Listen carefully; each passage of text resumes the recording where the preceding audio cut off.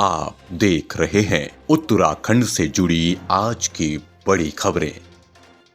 उत्तराखंड के 22,000 उपनल कर्मचारियों के आंदोलन और तेज हो गया है। समान कार्य समान वेतन की मांग को लेकर प्रदेश के सभी उपनल कर्मचारी लामबंद हो गए। बीते सोमवार से उपनल कर्मचारियों का आंदोलन चल रहा है। सरकार के रुख से नाराज होकर 2 दिवसीय आंदोलन रूपरेखा बनाने के बाद अब उपनल महासंघ ने इस आंदोलन को अस्थायी रूप से आगे बढ़ाने का फैसला किया। उपनल महासंघ शुक्रवार को इस बाबत सचिवालय घेराव का भी ऐलान कर दिया। उपनल महासंघ का कहना है कि सरकार द्वारा उपनल कर्मियों पर ध्यान नहीं दिया जा रहा है, लिहाजा उपनल कर्मियों को आंदोलन करना पड़ रहा है।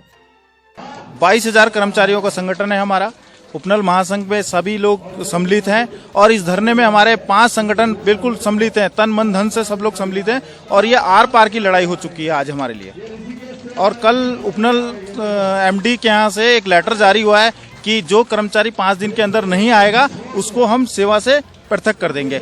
इस लेटर का हम लोग भरसोड़ विरोध करते हैं और इस तरीके के तुगलकी फरमानों का हम लोग विरोध करते हैं और सरकार चेत जाए, सरकार समझ जाए कि ये कर्मचारी अभी इस मंच में खड़े हुए हैं। अगर सरकार चाहती है कि हम लोग दिल्ली तक आंदोलन ना करें तो सरकार हमारी मांगों पे सकारात्मक रुख इख्तियार करते हुए एक नियमावली बना दे और हम सभी लोगों को चरणबद्ध तरीके से नियमित करें। आज हल्द्वानी पहुंचे राज्यसभा सांसद अनिल बलूनी ने कहा कि पहाड़ों में जिस तरह की समस्याएं हैं उनको जल्द से जल्द दूर करने का प्रयास किया जाएगा। पहाड़ की समस्याओं को लेकर वो लगातार केंद्रीय मंत्रियों से मिलते हैं। अनिल बलूनी ने कहा कि पहाड़ की हर छोटी बड़ी समस्या को हल करने का प्रयास किया जा रहा है, क्योंकि पहाड़ में संसाधनों की कमी है और उनके दिमाग में जिस तरह का विजन पहाड़ को लेकर है वो उन समस्याओं को हल कराने में अपनी कोई कोर कसर नहीं छोड़ेंगे। उन्होंने कहा कि पहाड़ और मैदान को एक साथ जोड़ने का प्रयास किया जा रहा है, जिससे वो पहाड़ की समस्या भी सुन लेंगे। साथ ही कुमाऊं और गढ़वाल दोनों जगहों की आर्थिकी भी मजबूत होगी। देखिए, उत्तराखंड के अंदर हमारी जो डबल इंजन की सरकार काम कर रही है, केंद्र सरकार और राज्य सरकार, हम मिलके हम उत्तराखंड के अंदर विकास के नए आयामों को छूना चाहते हैं और नित्य नया काम हमारे सारे लोग काम कर रहे हैं। हमारी राज्य सरकार केंद्र सरकार की तरफ से लगातार हम लोग कुछ ना कुछ काम कर रहे हैं। आपने पूछा पहाड़ के लेकर के आप कार्यक्रम है, तो हम लगातार जिस तरह के कार्यक्रम कर रहे हैं। अगर आप देखिए कि ट्रेन चलाई जाती है तो उससे पूरी जो रेल कनेक्टिविटी के कारण पूरे प्रदेश को लाभ होता है, वहाँ की आर्थिकी को लाभ होता है, वहाँ के पर्यटन को लाभ होता है, हर तरह का काम होता है। पौड़ी में आज उच्च शिक्षा मंत्री धन सिंह रावत ने कहा कि धार्मिक पर्यटन को बढ़ावा देने के लिए अब पौड़ी और श्रीनगर के मंदिरों को धार्मिक सर्किट के रूप में विकसित किया जाएगा। इसके लिए कार्य योजना भी तैयार की जा रही है। पौड़ी और श्रीनगर जैसे स्थान धार्मिक मान्यताओं के लिए प्रसिद्ध हैं और बाहर से आने वाले पर्यटक को धार्मिक स्थलों से रूबरू करवाने के लिए अब दोनों ही शहरों के बीच एक धार्मिक सर्किट बनाया जा रहा है, जिससे कि पौड़ी पहुंचने वाले पर्यटकों को सभी मंदिरों से अवगत कराया जा सके। इसके लिए पुस्तक लिखने पर भी विचार बनाया जा रहा है। एक सर्किट रहेगा कि हमारा जो पौड़ी का किंकालेश्वर मंदिर है, कंडोलिया मंदिर है, फिर हमारा धारी देवी का है, देवलगढ़ का है, हमारा श्रीनगर का जो मंदिर है जिसमें कि हर साल जो है हजारों लाखों लोग जो है मन्नत मांगने आते हैं, तो इसका हम एक सर्किट बना रहे हैं। पैठानी का जो हमारा राहु मंदिर है उसके लिए हम पर्यटन से एक अलग से सर्किट बना रहे हैं। तो हर मंदिरों का जो है एक सरकार, हमारे मुख्यमंत्री जी की घोषणा है कि हम पौड़ी में एक टूरिज्म सर्किट भी बनाने वाले हैं, एक तीर्थाटन सर्किट भी बनाने वाले हैं। तो ये सारी चीज़ें इससे लिंक रही हैं। रामनगर के चिल्किया में एलईडी वैन के जरिए दिल्ली की विशेषताएं वीडियो के माध्यम से आम जनता तक दिखाई जा रही हैं। आपको बता दें कि आम आदमी पार्टी के प्रदेश उपाध्यक्ष शिशुपाल रावत ने आज रामनगर की चिड़िया गांव में सदस्यता ग्रहण अभियान के तहत आम आदमी पार्टी के मेगा सदस्यता अभियान उत्तराखंड में केजरीवाल के अंतर्गत बड़ी संख्या में स्थानीय निवासियों ने आम आदमी पार्टी की सदस्यता ग्रहण की।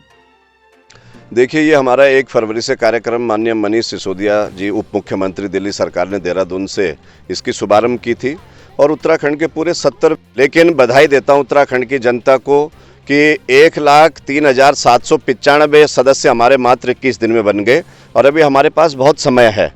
यहाँ पे जनता चाहती है कि वाकई में चाहे बिजली हो, पानी हो, शिक्षा हो, स्वास्थ्य हो, सड़क हो, रोजगार हो, मूलभूत सुविधाओं पे जनता अब जाग रही कि वाकई में नेताओं ने आज तक हमें क्या दिया।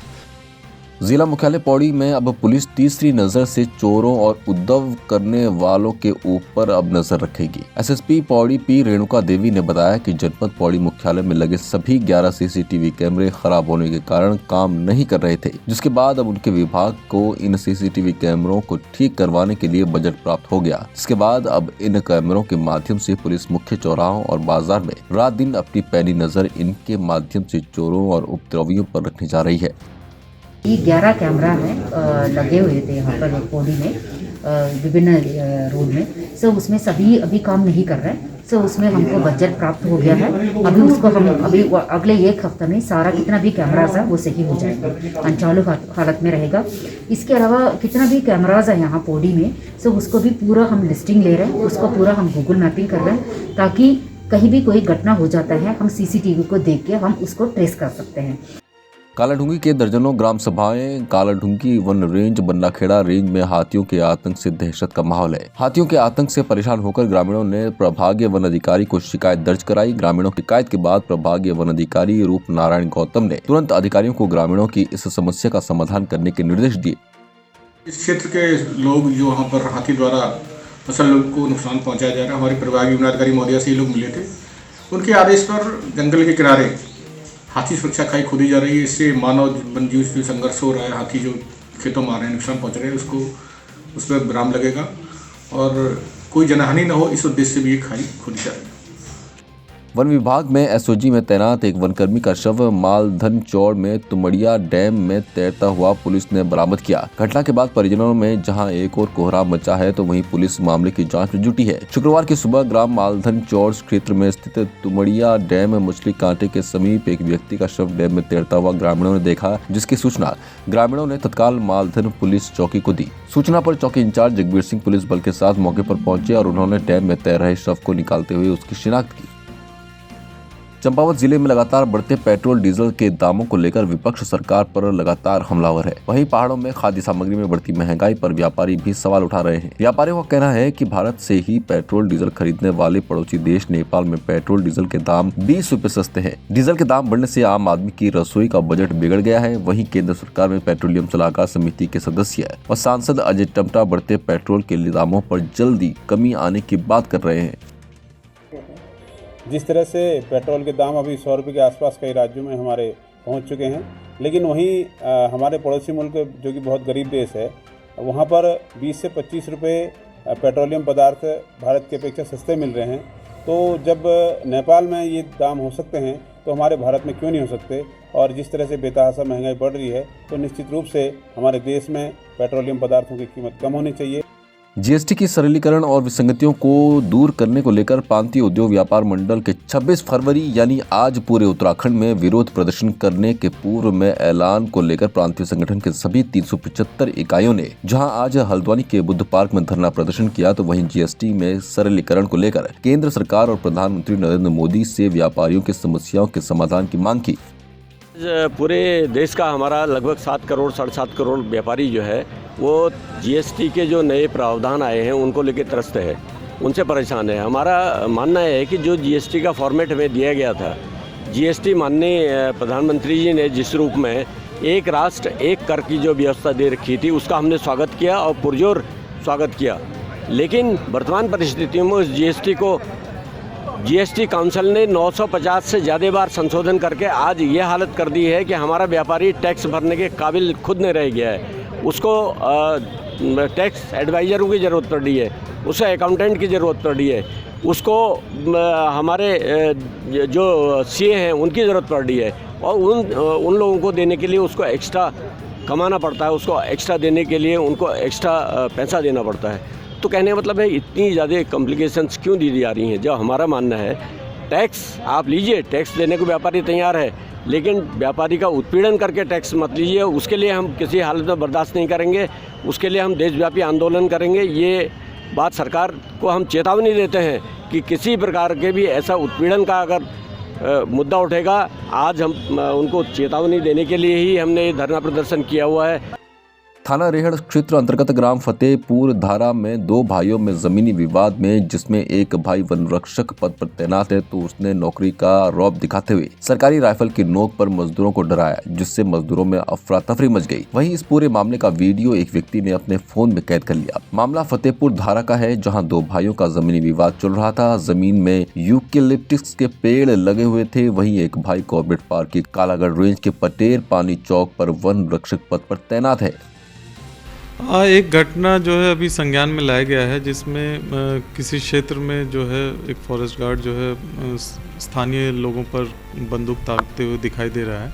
ये जो क्षेत्र है ये कॉर्बेट टाइगर रिजर्व के बाहर का क्षेत्र है, कॉर्बेट का क्षेत्र नहीं है, परंतु इसमें स्टाफ जो शामिल है उसने सरकारी बंदूक का इस्तेमाल किया है, ऐसा प्रतीत हो रहा है। इसकी जांच कराई जा रही है और जैसे ही इसमें जांच में यदि पाया जाता है कि सरकारी असले का या सरकारी वर्दी का दुरुपयोग किया गया तो उस पर आवश्यक कार्रवाई की जाएगी। रेलवे प्रभावित संघर्ष समिति गौचर रानो द्वारा रेलवे प्रभावितों को उनकी योग्यता के अनुसार रेलवे साइट भटनगर और रानो में रोजगार दिए जाने की मांग को लेकर शवदाह यात्रा निकाली गई। शुक्रवार को रेलवे संघर्ष समिति के अध्यक्ष गजेंद्र न्याल और रानो संघर्ष समिति के अध्यक्ष वीरेंद्र भंडारी के नेतृत्व में भटनगर प्रतीक्षालय से DBL कार्यालय गौचर तक एक प्रतीकात्मक शव यात्रा निकालकर कंपनी के मुख्य गेट पर प्रतीकात्मक शवदाह किया गया। किच्छा गन्ना सोसाइटी में पूर्व दर्जा राज्य मंत्री डॉक्टर गणेश उपाध्याय के नेतृत्व में क्षेत्र के दर्जनों किसानों ने गन्ना पर्ची न मिलने को लेकर जोरदार हंगामा करते हुए सोसाइटी कर्मचारियों और सुपरवाइजरों पर धांधली का आरोप लगाते हुए जमकर नारेबाजी की। इस दौरान पूर्व दर्जा राज्य मंत्री डॉक्टर गणेश उपाध्याय ने कहा कि किसी भी प्रकार की धांधली और भ्रष्टाचार को स्वीकार नहीं किया जाएगा। जल्दी वो इस मामले में वरिष्ठ अधिकारियों से गन्ना सोसाइटी के भ्रष्टाचार की पोल खोलते हुए कठोर दंडात्मक कार्यवाही की सिफारिश करेंगे। हरिद्वार VIP घाट पर आयोजित 5,400 करोड़ रुपए लागत की राष्ट्रीय राजमार्ग प्राधिकरण 250 किलोमीटर सड़कों का लोकार्पण एवं शिलान्यास के अवसर पर केंद्रीय शिक्षा मंत्री रमेश पोखरियाल निशंक तथा शहरी विकास मंत्री मदन कौशिक ने केंद्रीय सड़क परिवहन एवं राष्ट्रीय राजमार्ग मंत्री नितिन गडकरी का आभार व्यक्त किया। नितिन गडकरी ने वीडियो कॉन्फ्रेंसिंग के माध्यम से उत्तराखंड की नई योजनाओं का शिलान्यास भी किया।